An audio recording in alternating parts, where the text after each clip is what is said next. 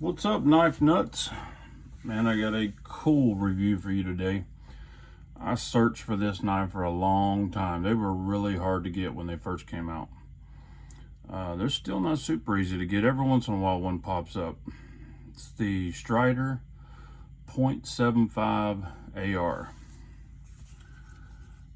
And this knife is way awesome looking to me, but one of the main things that made me want it is because I'm such a huge Medford fan. And Medford made this knife 100%. This is, so they say, designed by Strider and 100% built by Medford Knife and Tool. If you look at the regular drop point blade, it's completely obvious, and I think that's what gave it away. I really like the Tonto blade. I think it's crazy cool. They're both cool, but this one really spoke to me. It's got the Strider see-through pivot. I think that's pretty cool. This is the first Strider that I've ever had over travel stop. Don't know if this has a lock bar. I don't think it has a lock. No, it doesn't have a lock bar insert. That's a detent ball.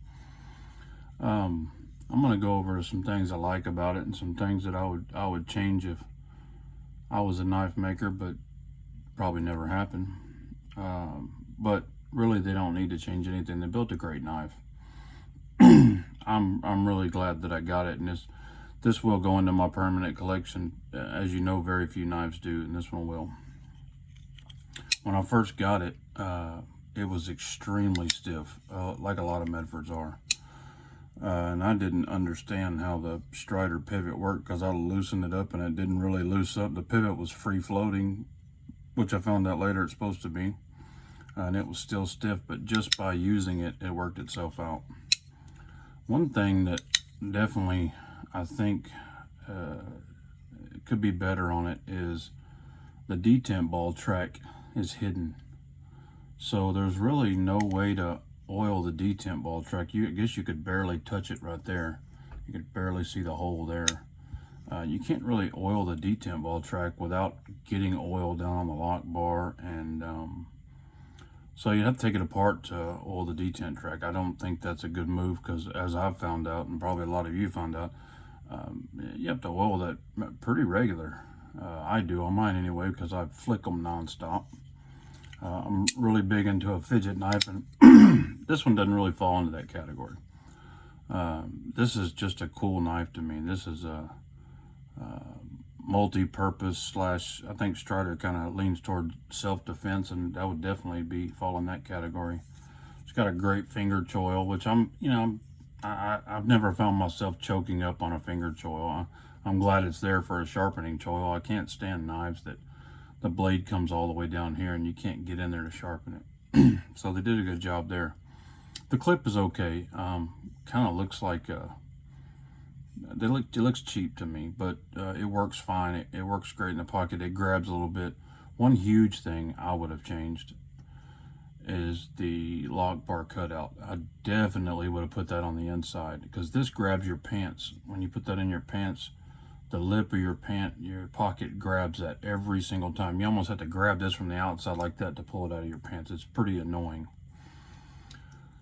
It's got a lanyard cut out in the back. Looks like it's in a good spot. The blade's, far away from it. I don't know if the drop point's any closer, but I wouldn't imagine that it is. The quality of the build is great. I mean, it's Medford-ish. If it was pretty much what you expect. 99% of my Medfords I've gotten were stiff like that when you first get them, and Medfords are not made to be drop shutty. They're made to be hydraulic, and that's what this one is now. They take a little breaking in. S35VN. I know on the Striders that is the other Striders, that's an oxygen tank wrench. I don't know if that's the situation here. In the pictures, this one looks a little bit larger, but it may still be. Really large hardware. I like that.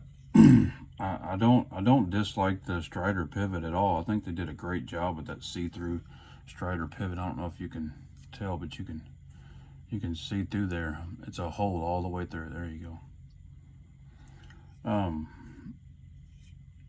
I love the way the stop pins catch back just like a Medford. I mean, when you look at that knife right there, I mean, it kind of looks like the back of a Praetorian, you know, that's with that grip on there. It's extremely aggressive, but not annoying. It's a utilitarian anno stonewash finish, stonewash blade. This is just a great rough knife, hard use knife, and that's exactly what this is, hard use with a capital H. The blade is 190 thousandths. The scales are look to be a little bit thinner, but they may be 190 thousandths. It's got a little bit of weight to it. It's chunky, just like Medfords are. We don't really discuss weight too much with Medfords because we know what they are. You know, the donkeys call them bricks, so our bricks are a little heavy. You know, when this came out, it was kind of a scandal in the Strider community, which I'm not a part of. I'm in the Strider group, but I've never owned a Strider other than this. I'm not interested in collecting knives that I can't get or have to fight to get. I like knives that are readily available. So I'm a Medford guy. I can get any Medford I want anytime I want it. So they evidently they kind of hid the fact that Medford built this knife, and I think that was a bad move. But I think it's a bad move for a different reason than a lot of the Strider guys say it. I think it was a bad move because I think the fact that Medford built this knife is a bonus. It's not a negative. Of course, I'm a Medford super fan, so take that for what it's worth. They did a fantastic job. I don't think anyone else could have built this knife any better than it is. I mean, I can see Medford doing a lot of this in the future, building for other smaller designers. They did a fantastic job. It's a home run. The fact that you can't oil the detent track is a design feature, not a build feature. That's something that I would definitely change quickly. Let's put it up against, let's check some measurements first.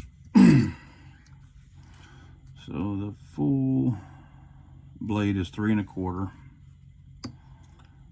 I would guess we have about 1 1/4. And that's 1.5 inches. 2 3/4 blade. Handle scales are 4 and well, let me catch that full.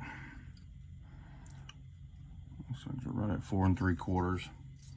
The width of this knife is substantial. We're right at 1 3/8. It's a fat knife. It's a big, heavy, beefy knife, which I like. I mean, that's definitely not a negative to me. Let's check it up against a couple of other knives. In my pouch over here. This is another beefy Medford. This is a Medford 187 DP and S90V. And you see it's quite a bit longer. Let's throw the Medford Slim Midi up there. Almost the exact same length as a Medford Slim Midi. Let's throw,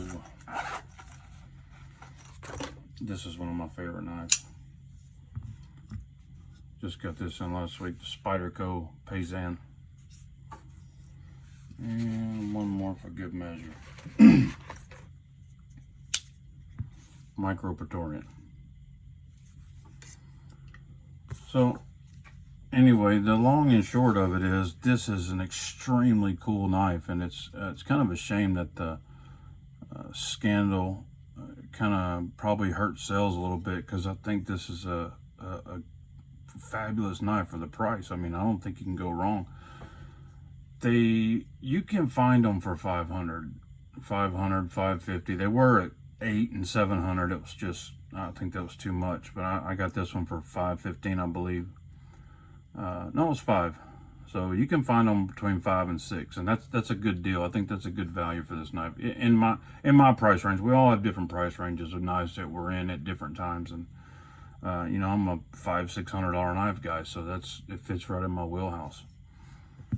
Anyway, just wanted to show you guys that. I just thought that knife was really cool and definitely review worthy. If you were interested in it, I hope this helped you make your decision. Guys, you have a great day. Thanks for watching. Bye.